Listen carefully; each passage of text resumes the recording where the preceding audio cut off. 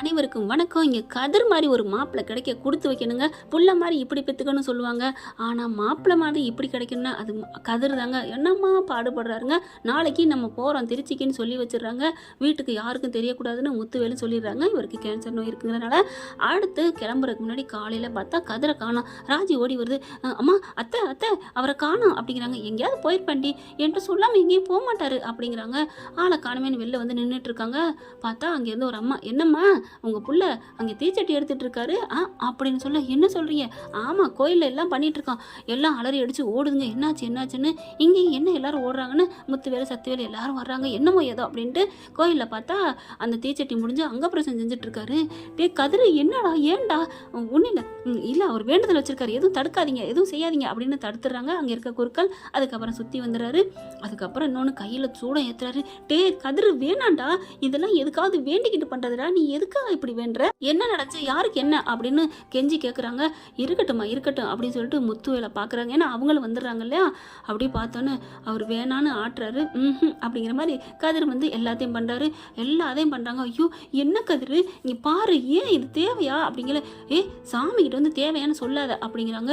வெறும் உடம்புல தண்ணி ஊற்றிட்டு இப்படி சுற்றி வந்திருக்கிறியே அப்படின்னு வேகமாக துண்டு எடுத்து தலையெல்லாம் தோட்டி விடுறாங்க.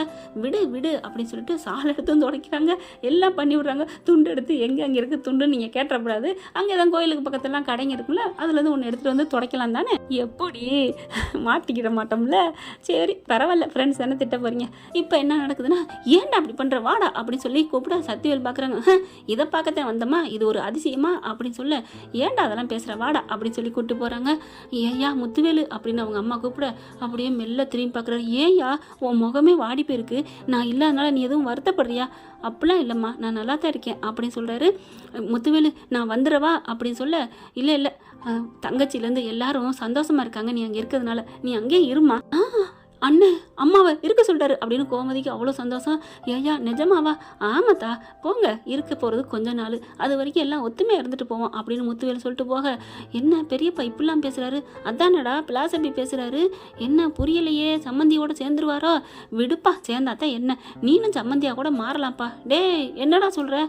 சொன்னேப்பா, இல்லை சொன்னேன் அப்படின்னு போக, இங்கே பார், ஒரு நாள் அவன் மாவளை கட்ட விட மாட்டேன்டா நான் உயிரோடு இருக்கிற வரைக்கும். அப்போ உங்கள் ஆயுசு கம்மின்னு ஆண்டவன் எழுதி வச்சுட்டானப்பா அப்படின்னு சொல்ல, டேய் அப்போ நீ கல்யாணம் பண்ணா நான் இந்த உலகத்தை விட்டு போக சொல்கிறேன் என்னைய? நான் சொல்லலப்பா, நீ தானப்பா சொல்கிற அப்படின்ட்டு போகிறான் குமார். பரவாயில்லைங்க, குமாரோட மாற்றம் நல்லா தெரியுதுங்க அவரோட நடத்தையில். அடுத்து போய் வீட்டுக்கு போயிடுறாங்க. எல்லாம் ட்ரெஸ்அப் பண்ணிவிட்டு டக்குன்னு கிளம்புறாரு. சாப்பிட சொன்னால் வேணாம் அப்படிங்கிறாங்க. ஏன்டா? எனக்கு வேணாமா, எனக்கு முக்கியமானது அர்ஜென்ட், நான் போகணும், சவாரி வந்திருக்கு, நல்ல சவாரி, லாங் சவாரி அப்படின்னு சொல்ல, என்னடா லாங் சவாரினா எவ்வளோடா வரப்போகுது? 25,000 கிடைக்கும். 25,000மா அப்படிங்கல. என்ன இப்போ உடனே அனுப்பணுமா அப்படின்னு சொல்லிட்டு பாண்டியன் கேட்க, அப்பெல்லாம் இல்லை, வேணாண்டா அப்படிங்கிறாங்க. வேணாம், நான் போகிறேன். டேய் சாப்பிடாம போறியடா, நான் விரதம் இருந்து சாமிக்கு எல்லாம் நேர்த்திக்கடன் பண்ணியிருக்கேம்மா, சாப்பிடக்கூடாதுமா, நான் ஒரு டீ தான் குடிச்சிக்கலாம், நான் அது போகிற வழியில் பார்த்துக்கிறேன், மணி ஆகுது அப்படின்னு கிளம்புறாரு. ஏன்னா அந்த டயத்துக்குள்ளே போகணும் இல்லையா, அப்பாயின்மெண்ட்டு வாங்கியிருக்காங்கல்ல. இப்போ என்ன பண்ணுறாரு, வெளியில் வராரு. முத்துவேலு எப்படா வருவாருன்னு பார்த்துட்டு, அம்மா சரிம்மா ஒரு காஃபி கொடுமா அப்படின்னு கேட்க காஃபியை குடிக்கிறாரு. இன்னும் காணுமேன்னு அவர் முத்துவேலு ஒரு வேலை இருக்குது அப்படிங்கிற மாதிரி அங்கே கிளம்புறாரு. கிளம்பி வெளியில் வந்து போயிட்டு வரேம்மா அப்படின்னு பொண்டாட்டிகிட்ட கூப்பிட்டு சொல்ல காதில் விழுந்துருது. அம்மா கொஞ்சம் ஜில்லுன்னு தண்ணி கொண்டா அப்படின்னு அடுத்தது கேட்குறாரு கதிர். இங்கே மாமனாரை பார்த்தோன்னே, அம்மா வேணாம்மா நான் கிளம்புறேன் அப்படின்னு சொல்லிட்டு வண்டி எடுத்துகிட்டு ஓடுறாப்பா கதிர். என்ன இவனுக்கு என்ன ஆச்சு, நீங்கள் அப்படியே மண்டையை பிச்சுக்கிட்டு இருக்காங்க. இவர் கரெக்டாக முக்கத்தில் போய் நிற்க நம்ம முத்துவேலும் போய் சேர்ந்துடுறாரு. சேர்ந்தோடனே டக்குன்னு வாங்க மாமா வாங்க அப்படின்னு அவர் அதுக்குள்ளே தடுமாறாரு. அப்படியே கையோடு அணைச்சி வண்டிக்குள்ள உட்கார வைக்கிறாரு. வண்டிக்குள்ள உட்கார வச்சு கூப்பிட்டு போயிடறாங்க. திருச்சி வரைக்கும் பேசிக்கிட்டே போகிறாரு. ஒன்றும் இல்லை மாமா, உங்களுக்கு ஒன்றும் ஆகாது. ஏன் உனக்கு எதுக்கு வேணாம்? மாமா என்ன மாமா, ராஜியோட அப்பா நீங்கள், எனக்கு தாய் மாமே, உங்களுக்கு ஒன்றா நான் விட்டுறேம்மா. அப்படி எங்கள் அப்பா என்னை வளர்க்கல, கண்ணு முன்னாடி யாருக்கோ எந்த கஷ்டம் இருந்தாலும் ஓடி போய் பார்க்கணுன்னு சொல்லி கொடுத்து வளர்த்துருக்காங்க எங்கள் அப்பாவும் எங்கள் அம்மாவும். எனக்கு அந்த மாதிரி தான் எண்ணம் இருக்குது, நான் உங்களை எப்படி மாமா விடுவேன் அப்படின்னு சொல்ல அப்படியே சிரிக்கிறாரு. என்ன மாமா சிரிக்கிறீங்க? நீ எவ்வளோ மெச்சூரிட்டியாக பேசுகிற, எவ்வளோ நல்லவனாக இருக்கடா. நீ பாண்டியன் வளர்த்த உனக்கும் நாங்கள் வளர்த்த குமாருக்கும் எவ்வளோ வித்தியாசம் இருக்குது அப்படின்னு சொல்ல, ஐயோ மாமா அதெல்லாம் விடுங்க, அவர் என்ன பண்ணுவார், பகையை குடும்பத்தில் இருந்தால் யாருக்குமே கோவம் வரத்தானே செய்யும் அப்படிங்கிறாங்க. இப்போ கூட நீ பெருந்தன்மையாக தான் இருக்கிற, என் உண்மையிலே ராஜி கொடுத்து வச்சவதான் அப்படிங்கிறாங்க. இங்கே பாரியா கதிர், எனக்கு ஏதாவது ஒன்று ஆயிட்டா மாமா அப்படின்னு வாயை புத்துறாரு. அதெல்லாம் ஒன்றும் ஆகாதுன்னு வண்டியை நிப்பாட்டிட்டுறாரு. ஏன்னா ஒரு பதட்டத்தில், இல்லைப்பா சொல்கிறத கேளு, ஒருவேளை எனக்கு ஏதாவது ஆயிட்டா என் பொண்ணை மட்டும் விட்டுறாதப்பா. ஐயோ மாமா என்ன மாமா, அப்படிலாம் இல்லை, அவள் என் உயிரில் கலந்தவ பாதி அவள், நீங்கள் அப்படிலாம் பேசாதீங்க. அதை விட எங்கள் அம்மா என்ன விடுமா என்ன, அண்ணன் என்ன உயிரை கொடுக்குறாங்க என்ன, எங்கள் அம்மா சும்மா பேசுறது தான், உசுறு பூரா இங்கே தான் இருக்குது. ஏன் எங்கள் அப்பாவுமே இன்னமும் அம்மாச்சியை முதலாளி அம்மான்னு தான் நினைக்கிறாரு, உங்களையும் ஓனர் தான் நினைக்கிறாரு. நீங்கள் தப்பாக நினைக்காதீங்க மாமா எங்கள் அப்பாவை. எனக்கு தெரியும், என்னமோ தெரில, அந்த காலத்துலேருந்தே ஒரு ஏழை நம்ம பிள்ளைய கட்டிட்டு போயிட்டானே, நம்ம தங்கச்சியை பிரிச்சுட்டானே அப்படிங்கிற ஒரு வேதனை தான்ப்பா. ஆனாலும் ஒரு சந்தோஷம் தான், பக்கத்தில் தான் வச்சுருக்கேன், பிரித்து ரொம்ப கூட்டிகிட்டு போகல. அப்புறம் ஏன் மாமா சண்டை சச்சரவு அப்படிங்கிறாங்க. உள்ளுக்குள்ள பாசம் இருக்கியா, அதனால தான் கோர்ட்டு வரைக்கும் போய் நான் தீர்ப்பு சொல்லியிருக்கேன் அப்படிங்கிறாங்க. சரி இந்த வந்துருச்சு ஏரியா அப்படின்னு சொல்லிட்டு மெல்ல இறங்குங்கிறாங்க. கரெக்டாக ஒரு ஆள் பார்த்துறேன், என்ன முத்துவேல் அண்ணே அப்படின்னு சொல்லிட்டு கூப்பிட வராங்க. உள்ளுக்குள்ள ஆஸ்பத்திரிக்குள்ள போயிடுறாங்க. உடனே சக்திவேலுக்கு காலை போட, ஆனால் ஆஸ்பத்திரிக்குள்ள போகிறத அவன் பார்க்கலங்க. இந்த பக்கத்து வேற பக்கத்து போக, எங்கே போனாங்க காணமேன்னு பார்த்துட்டு சக்திவேலுக்கு, என்னையா உங்கள் அண்ணனும் உன் மாப்பிள்ளையா அவன் கதிரும் தாங்கி பிடிச்சி கூட்டிகிட்டு எங்கேயோ போயிட்டு இருக்காங்க, எங்கே போகிறாங்க தெரியலப்பா, அங்கே என்னென்ன இருக்குது, அங்கே கல்யாண மண்டபம் இருக்குது, அங்கிட்ட ஒரு பார் இருக்குது, அங்கேயே ஆஸ்பத்திரி அது இதுன்னு இருக்கியா அப்படின்னு சொல்ல, ஒருவேளை கல்யாண மண்டபத்துக்கு போயிருப்பாங்களா, இல்லை பாருக்கு, சே என் அண்ணன் குடித்தாலும் அவன் கதிர் குடிக்க மாட்டான், நல்லா நம்பியிருக்கானே, அது வரைக்கும் சந்தோஷங்க கதிரை பற்றி. அதாவது குடிக்க மாட்டேன்னு நினைக்கிறாரு பாருங்களா, அப்படி வாழணும் மனுஷன்னா, அதாவது கதிரை தாங்க சொல்கிறேன். இப்போ அதுக்குள்ள இங்கே வீட்டில் போட்டு கொடுத்துட்றான். வேகமாக கத்துறாரு, ஏ வடிவு, ஏ மாறி, அண்ணி அப்படின்னு சொல்லி கூப்பிடு, ஏன் ஆத்தா அப்படின்னு வெளில வாங்க அப்படின்னு சொல்ல எல்லாரும் வெளில வராங்க. என்ன நினச்சிட்டு இருக்கீங்க, என்ன நினச்சிட்டு இருக்கீங்க, ஒரே வாக்கில் என் அண்ணனை கூட்டி போய் சொத்தை எழுதி வாங்க பார்க்குறீங்களா, அமுக்க பார்க்குறீங்களா, எப்போ சும்மா தலையும் புரியாமல் வாழ முடியாமல் கத்தாத, என்ன விஷயம் என்ன பிரச்சனை அப்படின்னு கோமதி கேட்க, இங்கே பாரு சொத்தெல்லாம் எழுதி வாங்க போகிறான், கூட்டிக்கிட்டு போகிறானா, 2 பேரும் அவனை அணைச்சு போகிறாங்களாம் அப்படின்னு சொல்ல, அணைச்சு போகிறேன் நீ பாத்தியா, எனக்கு தெரிஞ்சவன் சொன்னான், அப்போ நேரம் கேளு, ஃபோன் அடித்தா எடுக்க மாட்டேங்கிறாங்களே, கதிருக்கு அடி அப்படிங்கல, ஆமாம்ல கதிருக்கு நாங்கள் அடிக்கிறோம் உனக்கு என்ன அப்படின்னு சொல்லிட்டு ராஜி அடிக்குது. ஏன்னா அவங்க அண்ணனுக்கு தான் அடித்தார் இவர் சக்திவேலு, இப்போ கதிருக்கு அடித்தா ராஜி அடிக்கிறா மாமா எடுத்து பேசு அப்படிங்கல, என்ன பேச போறீங்க மாப்பிள்ள, அதெல்லாம் நான் பார்த்துக்கிறேன் மாமா கவலைப்படாதீங்க அப்படின்ட்டு, என்ன செல்லம் ஐ லவ் யூ செல்லம் அப்படின்னு சொன்னோன்னே இவங்க ஸ்பீக்கரை போட்டுட்டு வேற சொல்லிடுறாங்களா ராஜிக்கிட்ட. கோமதி பாண்டி சக்திவேலு எல்லாம் ஐயோன்னு வெக்கப்பட, ஐயோ அப்படின்னு அலைகிறாங்க. நீ அலையாம தான் குமாரை பற்றியோ அப்படின்னு தானங்க தோணுது. அதுக்கப்புறம் ஏங்க எடுத்தோன்னே இப்படி தான் பேசுவீங்களா, ஓ சாரி ராஜி நல்லா இருக்கியாம்மா, சாப்பிட்டியா, அம்மா அப்பாலாம் என்ன பண்ணுறாங்க, போயிட்டியா நீ ட்ராவல்ஸுக்கு போயிட்டியா, ராஜி ஐ லவ் யூ சொல்லலாம். ஐயோ என்னங்க அப்படின்னு சொல்ல, நீ தானே சொன்ன எடுத்தோன்னு சொல்லக்கூடாது அடுத்து பேசிக்கலான்னு, அதுதான் இங்கே பாருங்கள் அதெல்லாம் பேசாதீங்க, இப்போ நீங்கள் எங்கே இருக்கீங்க அப்படின்னு சொல்ல, நான் தமிழ்நாட்டில் தான். ஐயோ எங்கே இருக்கீங்க, தரையில், ஐயோ என்னங்க விளையாடுறீங்க, ஏம்மா சவாரி போகிறேன்னு சொல்லிட்டு தானே வந்தேன், சவாரி போகிறீங்க திருச்சிக்கு போனீங்களா அப்படின்னு சொல்ல, கரெக்டாக போட்டு விட்ருக்காங்களே யாரோ அப்படின்னு, திருச்சிக்குன்னு யாருமா சொன்னா, எதுக்குமா நான் திருச்சிக்கு வர்றேன் அப்படின்னு சொல்ல, இல்லைங்க திருச்சியில் உங்களை பார்த்தா தான் சொல்கிறாங்க, ஏம்மா நான் மதுரைக்கு வந்திருக்கேம்மா, மதுரைக்கா அப்படிங்கிற சக்திவேல் எல்லாத்தையும் காமிக்கிறாங்க. போதுமா அப்படின்னு சொல்ல, போதுமானு கேட்குறாளே யார்கிட்ட கேட்குறான்னு தெரியலையே. சக்திவேல் பார்க்குறாங்க, இது நடிப்பாக இருக்கும் யாருக்கு தெரியும், திருச்சின்னு லேண்டாக காமிக்க சொல்ல எங்கே நிற்கிறாங்கன்னு.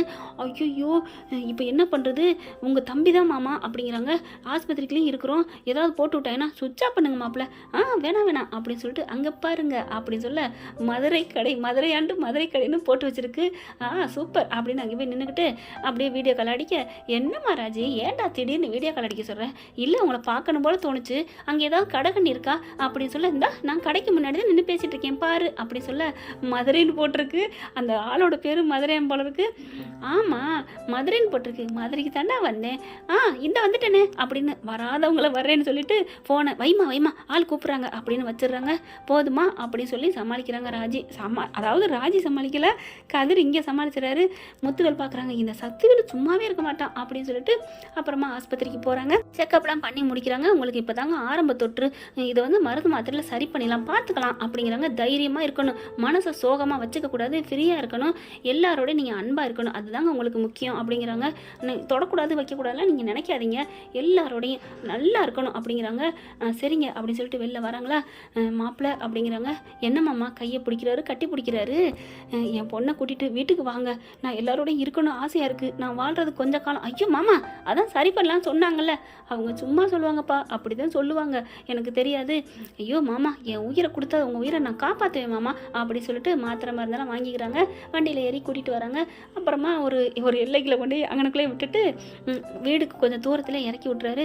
மாமா கொஞ்சம் பார்த்து போவீங்களா அப்படி சொல்ல, நான் பார்த்துக்கிறேன். இல்லை இப்போ 2 பேரும் போனால் சந்தேகமாக இருக்குமே அப்படி சொல்ல, நான் இப்போ போக மாட்டேன் மாமா, நீங்கள் போய்க்கங்க அப்படின்னு சொல்லிட்டு கதிர் மறுபடியும் வெளில போயிடுறாருங்க. முத்துவேல் வந்தானே, அண்ணே எங்கே நான் போனேன், எல்லாரும் கூப்பிட. அப்படியே ஒரு மாதிரியாக வருது. ஏன்டா நான் வெளியில் வேலை விஷயமாக தான் போனேன், வந்துட்டேன் விடு அப்படிங்கிறாங்க. எங்கே போனீங்க, பக்கத்தில் தான்டா போனேன்டா, எனக்கு தள்ளு, எனக்கு தலை வலிக்குது அப்படிங்கிற. எங்கே ஒன்றுமே சொல்லாமல் போகிறீங்க, கல்யாணத்துக்கு போனேன்டா, இருந்து சாப்பிட்டு மாப்பிள்ளையெல்லாம் வழி அனுப்பிட்டு வாங்கன்னு சொன்னாங்க, அதான் நின்றுட்டு வந்தோம். அப்படி யாருன்னு எனக்கு தெரியாமல் அப்படி சொல்ல, டேய் தோட்டக்காரன் பிள்ளைடா, நீ உனக்கு பிடிக்காது, ஏழைன்னா உனக்கு வரமாட்டேன்ப, அதனால தான். எந்த தோட்டம், இந்த மேற்கு தோப்பு இருக்குல்ல அந்த தான் அப்படிங்கல. ஆமாம் அவன் பொண்ணுக்கு கல்யாணம் சொல்லியிருந்தான், அப்போ உண்மையிலே கல்யாணம் போல இருக்குங்க, அதை சாக்கிட்டு தான் அந்த நேரத்தில் போயிருக்காரு. சரிண்ணே அப்படிங்கிறாங்க. ஆனால் அந்த பையனையும் உங்களையும் திருச்சியில் வச்சு பார்த்தா எனக்கு தகவல் சொன்னானே அந்த கனுசாமி, அவனுக்கு என்னப்பா அவன் கண்ணு தெரியாதவன், அவன் சொன்னால் நீ கேட்குறியா அப்படின்னு முத்துவேல் போயிட்டு நெஞ்சை பிடிச்சிட்டு போய் படுக்கிறாரு. உள்ளுக்கு போய் பொண்டாட்டி கேட்குது, ஏங்க உண்மையை சொல்லுங்கள், கதிர் கூட தானே போயிட்டு வந்தீங்க. ஏய் அப்படிலாட்டி இவன் ஒருத்தி அப்படின்னு குப்பர் அடித்து படுக்க, எப்படி இருந்தாலும் உண்மையாக இருந்தால் எதிர்த்து நின்று பேசுவார், இவர் குப்பர் அடிக்க காரணம் இல்லையே அப்படின்னு நினச்சிட்டு இருக்காங்க. கதிர்வேலு இன்னும் வந்ததுக்கப்புறம் கேட்போம் அப்படின்னு நினைக்கிறாங்க. அடுத்து 2 மணி நேரம் கழிச்சு சாப்பாடு இப்பெல்லாம் வாங்கிக்கிட்டு அங்கே என்னென்னமோ வாங்கிட்டோம்னு சொல்லிட்டு கொண்டுட்டு வராரு. கதிர் வந்த கையோட, என்னாச்சு ஏன் கால் பண்ணி அப்படி நோயின்னு கேள்வி கேட்டேன். அது இந்த சக்திவேலு அவ்வளோ அப்படின்னு எல்லாத்தையும் சொல்கிறாங்க. ஆட உங்கள் அப்பாவோட நான் போனேன், என்னம்மா ராஜி என்ன கிரிக்கீங்களா அப்படின்னு சொல்லிட்டு வேகமாக கத்தி சொல்ல, அவர் இங்கே வாசல் வந்து உட்காந்துருக்காருங்க. உள்ளுக்கு போய் படுத்தவர் கொஞ்சம் ரிலாக்ஸாக இருக்கணும்னு சொன்னாங்க இல்லையா, அதை நினச்சி வாசல் வந்து உட்கார்றாரு. உட்காந்துட்டு கீழே பார்க்க இவங்க எல்லாம் வெளியில் பேச, நான் என்னம்மா நான் ஏமா உங்கள் அப்பாவோட போகிறேன், நான் மதுரைக்கு போயிட்டு வந்தேன் அப்படின்னு திரும்பி அப்படி சாடையில் சொல்ல சிரிக்கிறாரு முத்துவேலு. அதுக்கப்புறம் அம்மாச்சி இங்கே வாங்க அப்படின்னு சொல்ல, என்னப்பா இந்தாங்க உங்களுக்கு அப்படின்னு எல்லாருக்கும் கொடுக்க, இந்தாங்க இதை உங்கள் மையனுக்கு கொடுங்க, இதை அந்த சின்ன மையனு கொடுங்க, நான் அங்கே போக வர இருங்க அம்மாச்சி, மாமா பாவம் இல்லையா அவர் ஏங்குறாரு, நீங்கள் இங்கே வந்ததுலேருந்து அவருக்கு ஒரு மாதிரி ஆகாரு. அப்படியா நான் இந்த போறியா அப்படின்னு கிளம்புதுங்க முத்துவேலை பார்க்க. ஏம்மா இங்கே வந்திருக்க, ஒன்றும் இல்லைப்பா உன்னை பார்த்துட்டு போகலான்னு தான் வந்தேன் அப்படிங்கிற. சக்திவேல் வந்து உட்காந்துட்டு, என்ன புதுசாக வந்திருக்க, ஏன்டா நான் வந்தா என்னடா போடா கூறு கட்டவனே அப்படின்னு சொல்ல, எனக்கு என்ன எப்படியோ போங்க அப்படின்னு சக்திவேல் வெளியில் போக, வெளியில் எப்படா போவேன் இருந்தா இங்கே கதிர் என்ன பண்ணுறாங்க, உள்ளுக்குள்ளே போயிட்டு எல்லாம் பேசி முடிச்சுட்டு எல்லாரும், ஏன்டா நீ பாட்டுக்கு போயிட்டு இங்கே சக்திவேல் வந்து கலாட்டா பண்ணிட்டான்டா அப்படி இப்படிங்கிறாங்க. அதுக்கப்புறம் சக்திவேல் டுப்புன்னு சத்தம் கேட்ட கையோட, ராஜி வா அப்படின்னு வேகமாக அந்த ஸ்வீட் எடுத்துகிட்டு ஓடியாராங்க. ஓடியாந்து உட்காரு அப்படிங்கிறாங்க. முத்துவேல் பார்க்குறாரு. ராஜி அப்பா அப்படின்னு சொல்ல, பா உட்காரு, ஏன் டல்லா இருக்கீங்க, இவனு ஒன்றும் சொல்ல மாட்டேங்கிறான், நீங்கள் 2 பேரும் திருச்சியில் போனதா சொன்னாங்கப்பா, சொல்லுங்கப்பா. இல்லைம்மா நான் மாப்பிள்ளை கூட போகலம்மா. அப்பா என்னப்பா சொன்னீங்க அப்படியே பார்க்குறாரு. மாப்பிள்ளை கூட நான் போகலம்மா. அப்பா நீங்கள் மாப்பிள்ளையை ஏற்றுக்கிட்டீங்களாப்பா, என்னடா அவர் மாதிரி மாப்பிள்ளை கிடைக்காதடா, கொடுத்து வச்சிருக்கணும் அப்படின்னு தலையை தடவுறாங்க. கதிர்வேலையும் கூப்பிட்டு இந்த பக்கத்து வச்சுக்கிட்டு 2 பேரையும் அணைச்சிக்கிறாங்க. நான் காலத்துக்கு அப்புறம் இருக்கிறானோ இல்லையோ, ஏப்பா அப்படிலாம் சொல்கிறேன்னு அப்பா தான் கத்துது. இல்லைம்மா எனக்கு உடம்பு சரியில்லை, நான் என்ன ஆனாலும் சரி நீங்கள் 2 பேரும் பிரியக்கூடாது சரியா அப்படின்னு சொல்லல. அங்கேருந்து கோமதி எல்லாம் வந்துடுறாங்க. என்னென்ன இப்படிலாம் ஒரு வார்த்தை சொல்கிற, நீ என்ன பிரியானா, அதெல்லாம் ஒன்றும் நடக்காது அப்படின்னு சொல்லிட்டு வந்து நிற்கிதுங்க. அப்படியே இவருக்கு ஒரு மாதிரி ஆகுது. அப்படியே சரிகிறாரு. சரிஞ்சா ஒரு என்னாச்சு, ஐயோ எல்லாரும் துடிக்கிறாங்க, முத்து அண்ணே அப்படின்னு சொல்ல பேச்சு மூச்சு இல்லை. ஐயோ இப்போ தானே கடவுளுக்கு காலில் தானே நான் வேண்டிட்டு வந்தேன், அங்கே பிரசன்ட் செஞ்சேனே அப்படிங்கல. என்ன ராஜி பார்க்குறாங்க, அப்போ நீ வேண்டுனது எல்லாம் என் அப்பாக்காவா, எங்கள் அப்பாவுக்கு என்ன அப்படின்னு சொல்ல, அதுக்குள்ள சக்திவேலுக்கு தகவல் போயிடுது. ஆஸ்பத்திரிக்கு அள்ளி அடிச்சுட்டு போகிறாங்க. அப்போ தாங்க சொல்கிறாங்க இவங்களுக்கு இந்த நோய் இருக்குன்னு, அதுக்காக தான் போயிட்டு வந்தோம், என்கிட்ட சொல்லாமல் ஏன் போனேன், டேய் இப்போ கூட இதே தான் பேசுவேடா அப்படின்னு ஒரு அறை கொடுக்குது சக்திவேலுக்கு. ஓகே ஃப்ரெண்ட் பார்க்கலாம். ஆனால் ராஜி கதிரை பார்த்து அப்படியே சொக்கி போகிறாங்க. எங்கள் அப்பாவுக்கா நீ இவ்வளோ செஞ்சியாடா அப்படின்னுட்டு. பார்க்கலாம் ஃப்ரெண்ட்ஸ் என்ன நடக்க போகுதுன்னு. இந்த பற்றி உங்களுக்கு பிடிச்சிருந்துன்னா உங்கள் பொண்ணான கையில் ஒரு லைக்கை போட்டு சப்ஸ்கிரைப் பண்ணுங்க. Thank you friends. இந்த வீடியோ உங்களுக்கு பிடிச்சிருந்தா தயவு செய்து லைக் பண்ணுங்க. இன்னும் அப்டேட்ஸ்க்காக சேனலை சப்ஸ்கிரைப் பண்ண மறக்காதீங்க. நம்ம கிட்ட இருக்க எல்லா சேனல்ஸோட லேட்டஸ்ட் வீடியோ அப்டேட்ஸ்க்காக மேல ரைட் சைடுல காட்டுற லிங்கை கிளிக் பண்ணி வாட்ஸ்அப் குரூப்ல ஜாயின் பண்ணுங்க. உங்களிடம் விடைபெறுவது நான் உங்கள் மெஹர்.